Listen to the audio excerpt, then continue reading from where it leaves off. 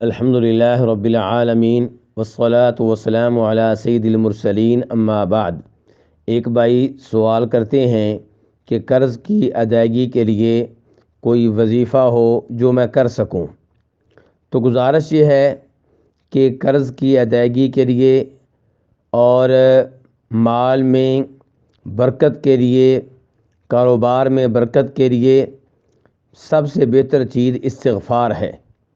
اللہ رب العزت سے اپنے گناہوں کی معافی مانگنا سچے دل کے ساتھ اور توجہ کے ساتھ۔ یاد رہے کہ ہمارے اوپر جو بھی پریشانی آتی ہے، مصیبت آتی ہے، ہمارے گناہوں کی وجہ سے آتی ہے، تو گناہوں کا یہ بوجھ استغفار کے ذریعے اتارنا ہوگا۔ اللہ رب العزت قرآن حکیم میں سورہ نوح میں فرماتے ہیں کہ نوح علیہ السلام اپنی قوم سے کہتے ہیں استغفروا ربکم انہ کان غفارا، کہ اپنے رب سے استغفار کرو، اپنے رب سے اپنے گناہوں کی معافی مانگو، یقیناً وہ بہت بخشنے والا ہے۔ جب تم استغفار کرو گے تو کیا ہوگا؟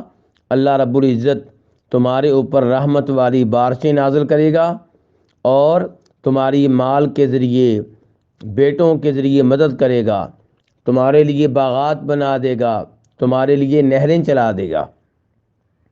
تو یہاں سے پتہ چلا کہ استغفار کے ذریعے اللہ رب العزت کی رحمت نازل ہوتی ہے، مال ملتا ہے، اولاد ملتی ہے، باغات ملتے ہیں۔ تو اس لیے استغفار پہ بہت زیادہ توجہ دینی چاہیے۔ اٹھتے بیٹھتے استغفر اللہ کہتے رہیں۔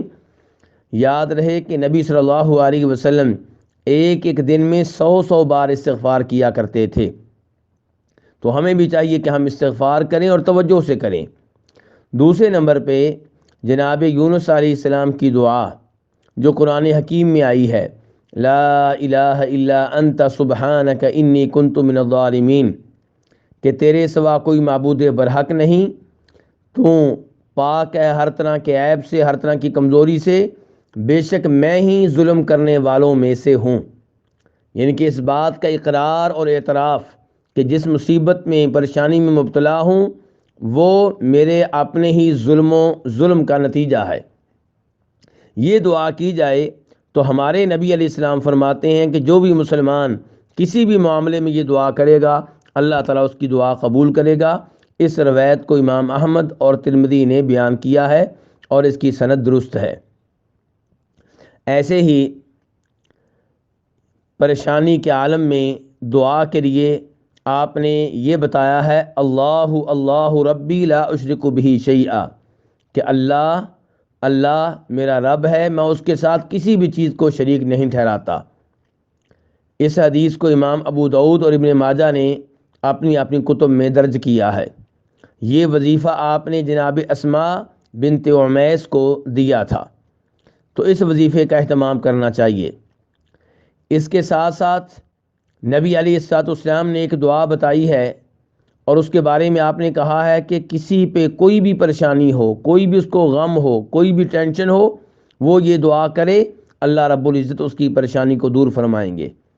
وہ کیا ہے؟ اللہم انی عبدک وابن عبدک وابن امتک ناصیتی بیدک ماض فی حکمک عدل فی قضاؤک اسألک بکل اسم هو لک سمیت به نفسک او علمته احدا من خلقک او انزلته فی کتابک او استأثرت به فی علم الغیب عندک ان تجعل القرآن ربیع قلبی ونور صدری وجلاء حزنی وذہاب ہمی۔ تو نبی علیہ السلام فرماتے ہیں کہ یہ دعا کرنے سے پریشانیاں ختم ہو جائیں گی۔ اب جو کوئی یہ دعا پڑھے اور اس کے معنی کے اوپر غور و فکر کیے بغیر پڑھے، ظاہر ہے کہ اسے اس کا فائدہ اتنا ہی ہوگا، لیکن جو آدمی اس کا معنی سیکھے، اس کا مفہوم جانے، توجہ سے پڑھے، دھیان سے پڑھے، اسے بہت زیادہ فائدہ ہوگا۔ ایسے ہی نبی صلی اللہ علیہ وسلم کے عظیم صحابی جناب علی کہتے ہیں کہ ایک غلام آیا اور اس نے بتایا کہ میں نے اپنے مالک کے ساتھ معاہدہ کیا ہے کہ میں اتنے پیسے ادا کر دوں تو مجھے آزاد کر دے گا۔ تو وہ جناب علی کے پاس آ کر کہہ رہا ہے کہ آپ میری مدد کریں. تو جناب علی کہتے ہیں تمہیں میں ایسے کلمات نہ بتاؤں جو مجھے نبی علیہ الصلوۃ والسلام نے سکھائے تھے. اگر تمہارے اوپر پہاڑ کے برابر بھی قرضہ ہوگا تو اللہ تعالیٰ ادا کر دیں گے. وہ کلمات کیا تھے؟ اللہم اکفنی بحلالک عن حرامک واغننی بفضلک عمن سواک. اے اللہ مجھے اتنا حلال دے کہ جو حرام سے کفایت کر جائے، جس حلال کی موجودگی میں مجھے حرام کی ضرورت ہی نہ پڑے. اور اے اللہ مجھ پہ اتنا فضل کر دے کہ مجھے تیرے سوا کسی اور کی محتاجگی نہ رہے. اس حدیث کو امام احمد، ترمذی وغیرہ نے اپنی اپنی حدیث کی کتب میں درج کیا ہے، اور شیخ البانی رحمہ اللہ نے اس کی سند کو حسن قرار دیا ہے. اسی طرح امام طبرانی المعجم الصغیر میں روایت کرتے ہیں جناب انس ابن مالک رضی اللہ تعالیٰ عنہ سے. وہ کہتے ہیں کہ نبی علیہ الصلوۃ والسلام نے جناب معاذ سے کہا تھا کہ معاذ تمہیں میں ایسی دعا نہ سکھاؤں جو دعا اگر تم کرو تو تمہارے اوپر احد پہاڑ کے برابر قرضہ ہو تو وہ بھی اللہ تعالیٰ کی طرف سے ادا ہو جائے گا. وہ الفاظ یہ ہیں: اللہم مالک الملک تؤتی الملک من تشاء بیدک الخیر انک علی کل شیء قدیر رحمان الدنیا والآخرہ ورحیمہما تعطیہما من تشاء وتمنع منہما من تشاء ارحمنی رحمتا تغنینی بہا عن رحمت من سواک. شیخ البانی رحمہ اللہ نے اس حدیث کو حسن درجے کی قرار دیا ہے. اللہ رب العزت سے دعا ہے کہ وہ ہمیں اپنی ذات کے ساتھ اپنا تعلق مضبوط بنانے کی توفیق عنایت فرمائے اور ہماری پریشانیاں دور فرمائے.